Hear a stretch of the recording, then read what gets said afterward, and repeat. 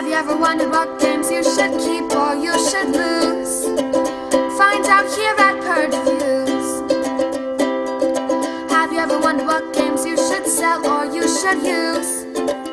Find out here at Purge Reviews. Find out on our top 10 list what games you cannot miss. Don't forget to subscribe to Purge Reviews.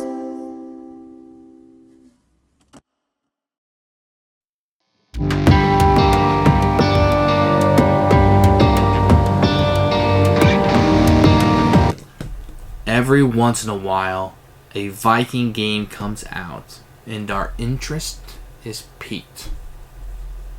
A game called Runecast came out. It takes Vikings and mixes it with dice. I have your interest, don't I?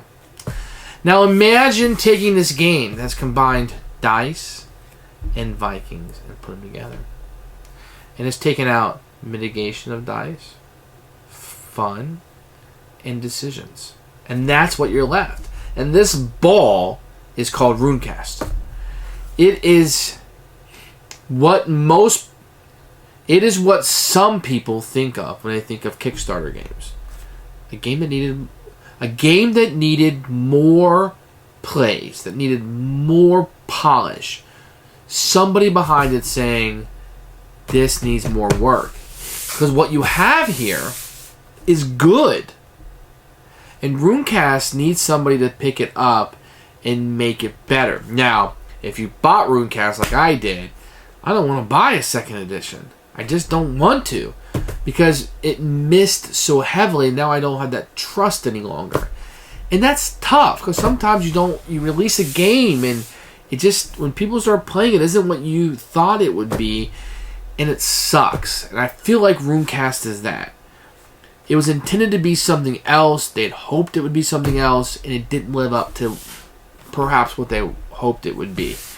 But what it is a dice-chucking game where you roll dice and have very little control over it. I mean, you get a fate deck, and all you can do is flip over the top card, and you don't know what it's going to be. I get what they're going for, but I'm not sure it made sense in the game. Like, I don't want a random card to be pulled over and now dictate my strategy or lack thereof. I don't want to roll dice and just see what happens. I mean, I've played Candyland. I've played these roll and move games ad nauseum when I was a kid, and then when I had kids I had to play them again. I don't just want to roll a dice and see what happens. I don't want to flip over a card and see what happens. If I wanted to flip over and look at a card and play Pathfinder, the card game. No, I won't. But you wonder how a game like this gets past it, and it's beautiful artwork, and it has so much going for it, but then it just lets you down. And that's Runecast, my friends. It just wasn't good enough. And I had kind of high hopes for the game, but that expectations did not dictate whether I liked it or not.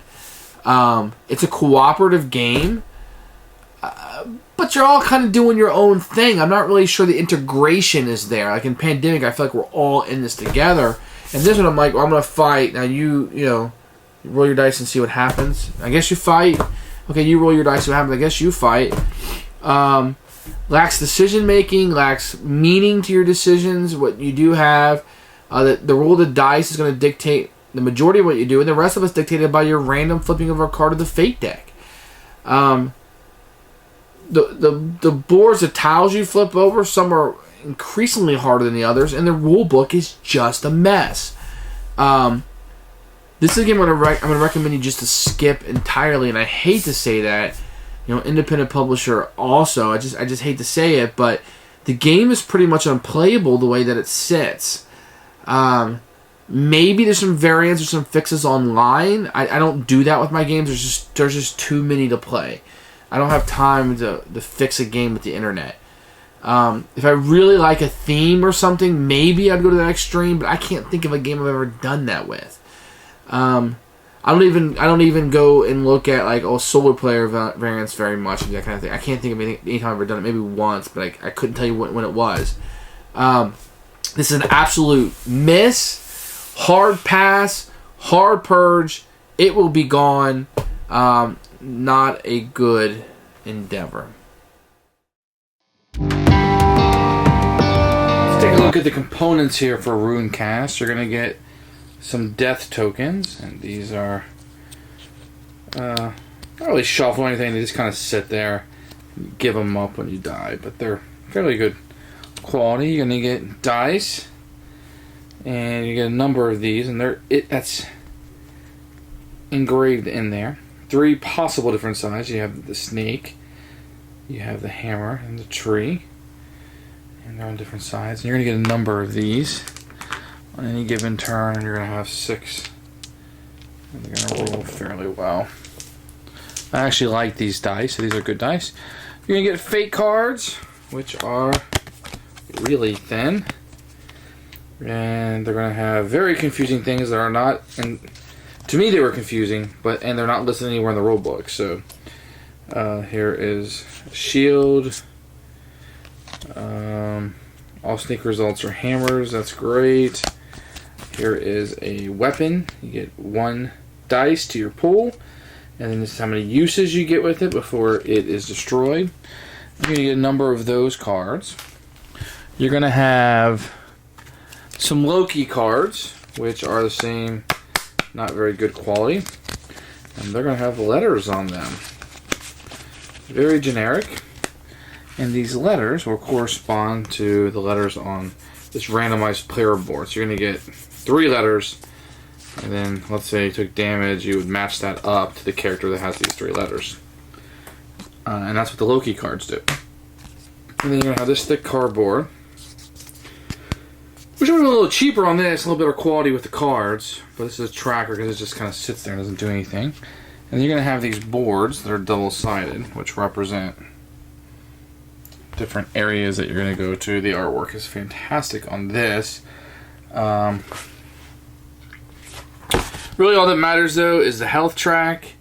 And then if you roll 3 trees, the rolls were inconclusive, or 3 snakes, then you have a power. So each one will have different positive or negative thing that will happen. And the game is going to come with 9 of these. Took me a while to figure out that when the book requires 12, it's because they're double-sided. That might just be because I'm an idiot, but the artwork is really good, or at least I like it quite a bit. I think it's fantastic and probably the best thing about the game. That's really cool. Although I never get the feeling I'm fighting this guy when I'm doing this, maybe. I don't know. He seems pretty difficult. This guy is really hard. Loki seeks the vengeance. Wow, look at that. That seems nearly impossible. So, that's Ragnarok. And then the last thing you're going to get is these player aids, which really, this is all that matters, this little individual power they have. This guy, for what you can go, each one has a power that gives up 1 hit point, plus 1 die to another player's pool, cannot use your last hit point. That's the same. And the artwork on these is wonderful. There's Freely, the Rune Witch. And her power is she can heal, so she's a healer. And you have different characters that you can use throughout the game. Here is a couple more. Sylva the Spearwoman. And Lotar the Storm Chaser. He removes 2 dice from Loki's pool. Loki's who you're fighting. And that's the components. So the dice are nice. The artwork is great. The cards are flimsy. You will get some black cubes. And this will track your health. It's kind of cool. It's like a red blood, I guess.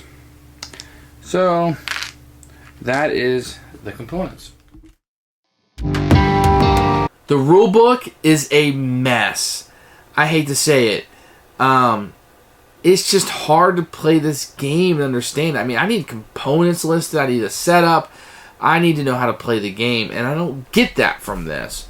I had some questions. I was able to piece it together, but I don't want to design your game. I don't want to design a game. I'm not a game designer. I like to play games but not design games. So, the rules are just a mess. I mean, I got the general gist of what was going on. The game is simple enough. But I had a lot of questions with it. I mean, I wish I could have read the rule book and said, I don't understand how to play this. I can't imagine somebody reading it and not doing that. Unless the same people reading it already knew how to play the game. I mean, it's something to think about when you're writing a rule book. But for me, I mean, the rules are just a mess. I'm sorry. Let me take you through a turn of the game. So, you're going to have a number of fate cards in your deck. You can never look at them to start the game out based on the number of players. You'll be given a number of dice. I got this set up for a 4-player. So you're going to have 6 dice to start out with. The Loki deck will be set here. Randomize. There'll be, each player will get one of these tokens, which is like extra life. Think about a video game. And then there'll be one community one that the group can use whenever they want. You will have your 3 cubes in case you get any weapons or armor, and prepare to take any wounds. The way the game is going to play, you can do one of 3 things on your turn. You can randomly, remember, you can't look at this fate deck, and you can't rearrange the cards, so you have no idea. One thing you do is flip this over and hope it helps. All players take 1 damage and lose any armor cards. Well, that sucks. I'm just going to show you what some of these might possibly look like. This is a sword. Add 1 dice to your pool, so you get 7 instead of 6, but you only get 5 uses of it. I think it's 5. I think it goes away in the 5th use. The rules are unclear. Last time I played, I got this one on the first turn. Remove all dice from Loki's pool, which would be cool, except for there has to be dice there. Because no dice actually start in Loki's pool, from my understanding of the rules. The rules are not very good. And then here's armor, and you would hit, can absorb 7 damage, rotate cards sideways. So I'm not really sure. The rules are unclear. I think it takes 7 damage and you rotate it. I'm not sure why it has this here. Maybe this is how many rounds you get it because it restarts for the next battle. I don't know. Lose any weapon and armor cards you have in play. That sucks. All snakes aren't hammers. That's good. And basically you can only have one of these cards out at a time. So you're going to get a weapon, armor, or an event, basically. So this one come out, everybody would take 1 damage. Nobody has any armor because the game just started. So you would just, I don't know if you can see it, but you would just take 1 damage down there. And then, let's say you had something out there, though. Maybe, let's say that you had this. All snakes results are that. So, when you get a new card out, it replaces the old one. That's the only way that gets replaced, is if a new card comes out. So, that's that. Another thing you can do is use your power that you have. And I'll zoom in on this one here. You can. So, +1 die another player's pool. So if I wanted to give up another life point, I could. But I don't want to. And then you roll your dice. Here's what's going to stink about this game and people are going to have a problem with. There's really no way to mitigate your dice. So there's 3 possible things you can roll. Is a hammer. And for, let's say I'd roll 2 hammers. Then you would go up here on this, and he would take 2 health. And what you're trying to do is get all the way down here to the bottom. So he would take 2 health. I mean, some of these can be pretty insane. I haven't played them all. This one seems to go up to 175, I guess. In order to go to the next one, you have to score another 5 damage. Seems like it'd be very difficult. So, 2 hammers, and he would take 2 damage, and then it would stay like that. If I had rolled 4 weapons or hammers, he would have taken 4 damage, and so on and so on. Okay, if you had rolled snakes, say I had rolled 2 snakes, keep the math easy, it would go on this Loki, and that's how Loki gets dice, from my understanding. And then with the trees, what you can do is you could sacrifice using these next round, but you would heal 1 point per tree. You can heal as many as 2 points per turn. So if you had 3 trees, you couldn't use them all. You can only use up to 2. Or in this case, I only had 1 damage. Maybe I'd use 1, hold it back. But next round, I'd only roll 5. And then the next person would go, and they could do the same thing. And they could flip over, if they so chose, their random fate card. choose a card from the Loki deck. That favored player loses 1 card from their hand. And then you could use your power, which is always lose 1 hit point to do something. And they might let you re-roll. They might let you add a dice to the pool, gain health, all kinds of things. And then you just roll your dice again. And he just happened to take 2 health. Oh, look at that. Just happened to roll 2 snakes. And then 2 trees, which he could heal if he wanted to. When it's... After everybody goes, and it's Loki's turn, whatever dice end up here, Loki will roll the dice. And he would count up the hammers, and this is how my understanding of the rules. The rules aren't very good. So 2 hammers, Loki would go to the Loki deck and find out who everybody is. I think if it's RRR, nobody takes a hit. If it's FFF, everybody does. But normally it'd be like FRR. You would look to see which character had that. If you're playing a game where that's not included, then you would keep going down the list until you get somewhere. And that's how that works. If it's... Once again, the rules aren't clear, but I believe if you roll the number of trees, 5 in this case, this would occur. And a number of snakes, 3 in this case, you would get that power. The rules weren't really clear if it's just 1 or 5, but I think it's the number listed there. Otherwise, why would they list the number of them there? And then you repeat. The game has a lot of luck. There's not a lot of ways to mitigate the dice. And you keep doing that till either everybody dies. There is elimination in this game. If they're eliminated, they're supposed to play the Loki part, which there isn't a whole lot to it. And then you just try to go through the number of boards you're supposed to go to for that power, or that number of players. And that's Runecast. So just a lot of rolling dice and flipping a card and hoping for the best. That's what it is. Who should buy this game? Simply, no one. Maybe if you like a game, the artwork is beautiful and you want to look at that, maybe you can get some children into it because they just want to roll dice and see what happens. I'm sorry. To me, it's a game that doesn't work. And I have to be honest with myself. These videos are really about me. These videos are about me purging my collection. And I hope they have utility and usefulness for other people.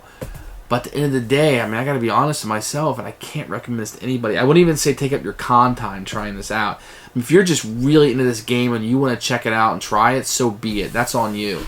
But I can't recommend that to you. So it's going to be a hard purge.